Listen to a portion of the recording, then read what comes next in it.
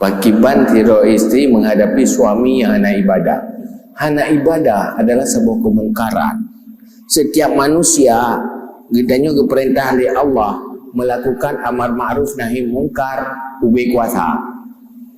Punya kuasa dengan kekuatan. Kuasa dengan lidah. Hai lagai dengan hati jangan setuju. Seorang isteri untuk suami, nak isteri gedinga, nak suami gedinga isteri. Kena mana? Lupaya ke rumah. Jadi kat suami takut isteri. Nyai ganya payah perah balago, sebab bagi pedih. Saya perumah ke perah nyan tungkuk gajo. Nyan perumah nyan wajib you ibadah.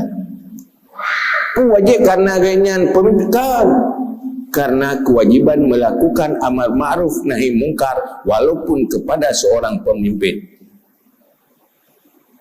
Nah, munyo tanyo mampu wajib lakukan amar ma'ruf nahi mungkar. Kan ada nama sirap pimpinan, tapi kewajiban amar ma'ruf nahi mungkar.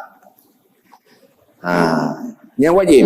Cuman wadet hana mampu, nya hana dosa, tapi saja tak setuju.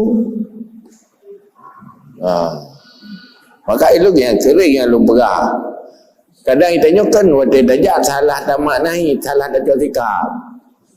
Banyak leko hana sembayang, mana nak hanjut datung ke leko. Hai boleh ke leko ke sembayangnya boleh. Nak pakar boleh. Ya boleh kena kan anu minyak. Nah hak dan nak kewajiban. Tetap wajib taat.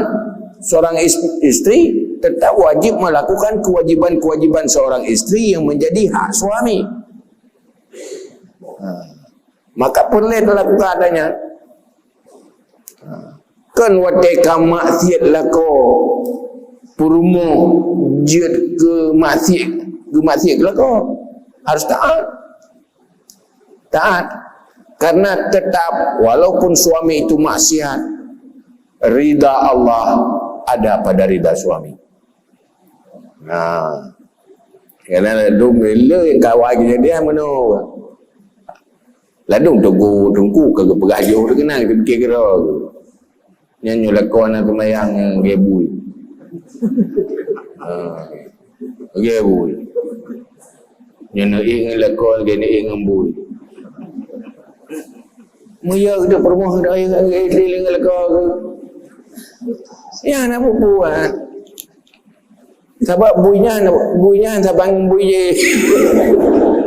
Buinya ya blau bergerak ke dayo, buinya ibi baje ke dayo, ibi pun dayo le buinya. Baiklah lagi tu bui bimpun dayo ke handa kadam le. Bui ke deh. Bui ke dah macam ke dayo promo. Ya? Baru berai je bui dia orang ada sembahyang. Dia bui, lah korong ada sembahyang, dia bui. Tapi ada bui yang kolong.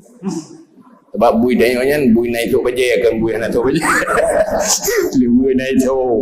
Kan? Tak ada fikir bui bibi. Boleh juga buinya. Dia biasa juga bui le negara kan tu ada bui yo. Ibla beri kena ibla baje di bui yo. Bui kan ada sembahyang dah. Dosa dia punya anak ada kadang buinya.